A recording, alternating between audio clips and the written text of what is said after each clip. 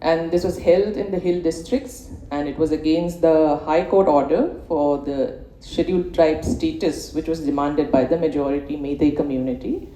And this rally had dispersed uneventfully.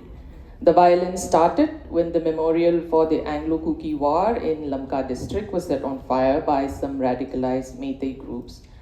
This was followed in the coming days by a horrific spate of rapes and sexual assault on women from the Kuki-Zo community by groups of radicalized Meitei men, sometimes very unfortunately and ironically facilitated by Meera Paibis, who are the Meitei women's collective in the valley.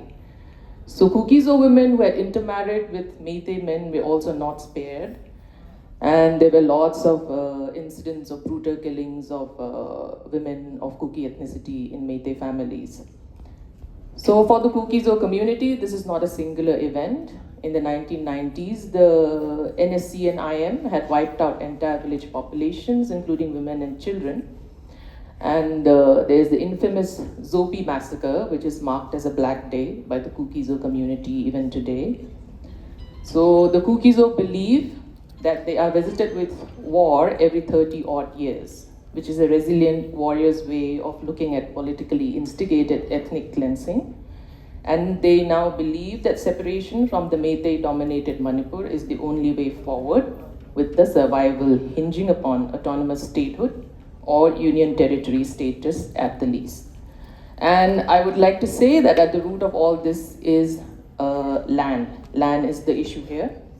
Biren Singh, the former chief minister who has resigned now, his government had been using the Forest Rights Act, the drug trade, the border issues with Myanmar to encroach on hill areas. And the fallout of the attack on this entire community and their marginalization at each level of development needs to be addressed at the policy level, especially sexual assault survivors and women who bear the entire burden of their family as they've lost the male family members to the conflict. So, number one, I would like to say for the policy recommendations, as so many of our esteemed colleagues here have said, that education is very, very essential for empowerment. So, still standard at least for children of affected families, and monthly stipend for widowed wives' mothers to meet basic needs.